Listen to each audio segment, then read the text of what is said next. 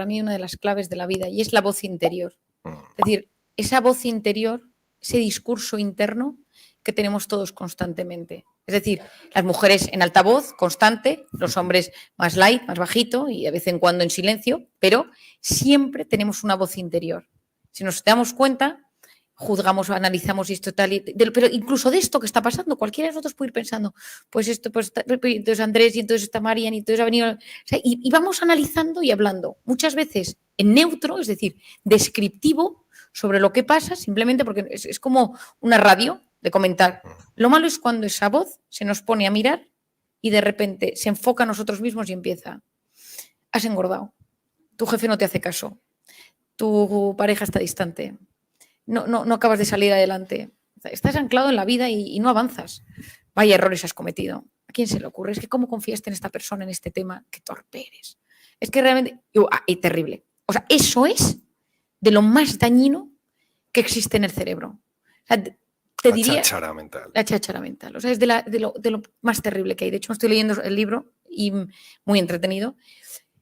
Y cuando publiqué Cómo hacer que te pasen cosas buenas, yo decía, la actitud es la voz interior. Es decir, la actitud que uno tiene en la vida es, pues voy a una entrevista de trabajo y la voz interior dice, pues quizá te cojan, o no te van a coger, ¿para qué te lo prepares? O qué miedo. Y si te bloqueas y si no sabes hablar, eso es, la consecuencia es la actitud. O sea, uno se enfrenta a la vida según cómo esa voz interior le trata.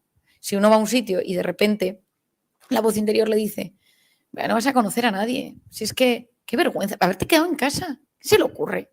Me parece ridículo yendo a este sitio. Automáticamente todo tu organismo se pone en modo alerta. Y ya sabemos que el modo alerta es el cortisol y es telómeros, microbiota, inflamación. O sea, ya nos lo conocemos todo. Entonces, hay una zona del cerebro de la que he hablado poco, que es la corteza prefrontal, que a mí me chifla. He leído muchísimo y estudio mucho al respecto. Que es la zona de la atención, de la concentración, de la resolución de problemas, del control de impulsos. Es decir, es una zona que nos hace seres como superiores, en dominio de la información, capaces de... Es la que cuando vas andando por un restaurante o estás en un restaurante sentado y no te traen la comida y el de al lado tiene un plato que no ha empezado a comer y empiezas a pensar, ¿y si me la cojo? ¿Y si no se me la cojo? Y no se la coges, porque claramente no es solo un tema de educación, es un tema de control de impulsos, de que tu cerebro te permite pensar y decir, esto no. Esa voz interior, cuando publiqué mi libro, yo la citaba en varios momentos y me sorprendió la cantidad de correos electrónicos que recibí preguntándome por ella. Y entonces, pues lo que te decía al principio, dije, pues a investigar la voz interior. ¿De dónde viene esta voz interior? ¿Qué hace que yo de repente me diga, pues si tú no te lo mereces? Si eres mal padre, si eres mala madre, si no sabes cuidar, es que te dejan los hombres porque eres muy dramática. Es decir, ¿de dónde viene esa voz, la negativa, que nos machaca? Y entonces, después de escuchar tropecientas, pues imaginaos todas las historias que escuchas en los últimos años, en el segundo libro lo explico, se me ocurrió una teoría que creo que es bastante plausible dentro de que es una teoría. Esto no es científico, esto es mío. Pero que lo he llamado la grabadora en la infancia.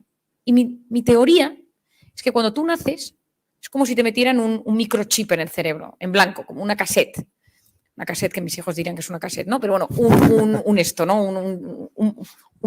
Ahora que es un chip o un algo, ¿no? Aquí dentro, en blanco. Y le dieran al record, a grabar, clink, y empezar a grabar, y a grabar, y a grabar. ¿Y qué graba? ¿Cómo me tratan mis padres? ¿Cómo se tratan entre ellos? ¿Cómo habla la gente de mi entorno más cercano de mí? Este es su pesa. Buah, este no hay quien le aguante. Este no llega a nada en la vida. Es el torpe. Esto es el hermano. Está gorda. Es que gorda, pero no. Traía una paciente que me decía, es que mi madre siempre me decía, solo las delgadas consiguen algo en la vida, ¿no? Y entonces toda su vida luchando por las dietas y toda su vida, y está delgada, pero se ve gorda porque considera que su madre no se la sigue viendo gorda. Entonces está completamente anclada en esa frase. Es decir, si alguno se pone a pensar en su vida, en esa frase a veces negativa que nos decimos, ¿no? De, no te lo mereces, tal. Nos encontramos de repente con un profesor, nos encontramos de repente con un padre, con un hermano mayor, ya no digo si ha habido trauma, si ha habido trauma, bullying, acoso, abuso, una cosa, y eso ya son palabras mayores, pero me refiero al normal, ¿no? De repente nos viene una frase de, no eres lo suficientemente buena. Y eso es terrible, porque determina la actitud que yo pongo en los retos en la vida. Si yo no soy capaz de vencer eso, soy a mis pacientes les digo, ¿qué dice tu voz? ¿Qué dice tu voz? Has fracasado, tal, dime qué dice tu voz y dime de dónde viene esa voz. Y de repente descubres que te vas a la infancia, te vas a la juventud o a veces a una relación humana, puede ser un jefe. Yo una persona muy normal, tuve una infancia muy buena, pero de repente tuve un jefe que era siempre, estoy pensando en un paciente que tengo muchísimo cariño, un tío con una infancia normal y tal, pero su primer jefe siempre le decía, eres tan torpe que si no te iba a contratar yo no te contrata nadie. Wow. Y este tipo tuvo una enfermedad, no sé qué, dejó la empresa y entonces cuando empezó a hacer entrevistas, paralizaba el miedo. Vale, es que yo soy un torpe. ¿Pero de dónde viene que tú eres un torpe? Y entonces un día me dice, bueno, mi jefe me lo decía. Y entonces ese jefe había tenido el poder, a veces nosotros damos ese poder, pero a veces entra solo. A veces le abrimos la puerta y decimos, ven aquí. Y otras veces es por ósmosis, por un momento de vulnerabilidad, por un momento de tensión. Cuando tienes una tensión en tu cuerpo, cuando estás en sistema nervioso simpático, cuando estás con el cortisol a tope, lo que llega, como no eres consciente porque la corteza prefrontal en los momentos de supervivencia funciona peor, se integran cosas que luego cuando pasa el tiempo dices, ups, esto entró en un momento malo mío. Yo estaba desbordado por el trabajo, no sé cuántos, tal, y cómo permití eso, y este tío, y esta pareja que tuve, y que esta persona me trataba tan mal, pero en un momento de supervivencia no dejas lugar al corazón y vas a modo supervivencia. Y de repente pasa esa época y de repente dices, pero realmente me trato así, pero realmente me pasó esto, pero realmente lo gestioné tan mal, pero es que no eras capaz de hacerlo de otra manera, porque neurobiológicamente hablando, tu cerebro no te lo permitía. Volviendo a mi voz interior, ¿qué recomiendo yo? Lo primero, analizarla, ¿no? Y decir, bueno, a ver, ¿yo cómo me trato? Entonces, los días que no duermo, soy un desastre, porque me levanto y digo, qué fea estás, que no sé cuántos y tal. Los días que estoy triste, los días que me he peleado con alguien, los días que voy al trabajo, los días que me encuentro con este grupo de gente que las veo de esta manera. Traía una paciente que tiene 42, 43, quedó con todas sus amigas del colegio, hicieron una quedada después de 2 años sin verse, eran 20 y ella era la única soltera sin hijos. Y entonces todo el rato empezó con frases de antiguos ex que le decían cuando le dejaban, vales mucho, pero no soy suficiente, no eres suficiente para mí, porque todas esas frases tan tóxicas, empezó a hundirse en medio de la cena, las empezó a ver a todas, su madre diciéndole de pequeña, con lo rarita que eres, a ver quién te aguanta. Y de repente se vio completamente bloqueada y tuvo un ataque de ansiedad. Escribí un correo y tal, y le dije, bueno, hay que desbloquearlo. Hay técnicas, yo utilizo mucho, por ejemplo, el MDR, que lo explico en el libro, que es una técnica que aprendí a hacer en Camboya y luego vi a un psicólogo curioso en Camboya hacer una técnica con una niña violada, una historia dramática, un tema horrible, y él de repente, la niña tenía ataques de pánico y le hizo esta técnica, el MDR, y yo, pues con lo que os decía, algo funciona, investigarlo. Y llegué a España, busqué lo que era la asociación, hice el curso, me formé y llevo, pues, no sé si 10 años haciendo, y desbloquea situaciones. El MDR, porque alguno estará pensando qué es las siglas en inglés son eye movement, o sea, es una técnica de movimiento de ojos reprocesando información. Entonces yo siempre explico que es como si tú tuvieras el hipocampo, yo lo explico de esta manera a mis pacientes por hacerlo sencillo, ¿no?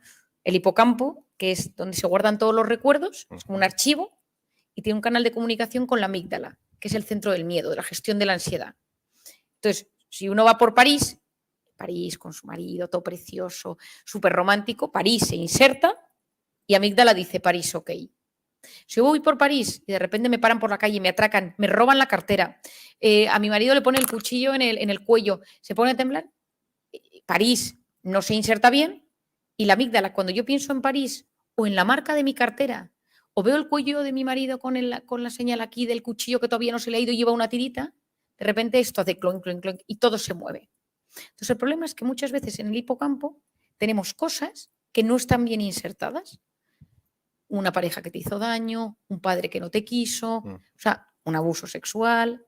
Yo empecé con el tema de abuso. El tema de abuso es uno de los temas que yo más gestiono porque es una de mis especialidades. Y lo que hace esta técnica es que de repente esa parecía una cosa de pensar que es como medio magia, pero ese tema se va metiendo a medida que haces la técnica y de repente se produce una técnica de relajación. A través de los movimientos de los ojos, parece, y las investigaciones sugieren que tiene mucho que ver con el tema del sueño REM, el sueño por el movimiento de los ojos cuando se procesa la información. El caso es que es una técnica muy buena. Yo soy la gente que tiene algún trauma, alguna situación que no gestiona bien, le digo, intenta hacer esta técnica. Porque a mí me ha demostrado, yo tengo éxito en cosas muy complejas, de repente desbloquea en cuestión de minutos.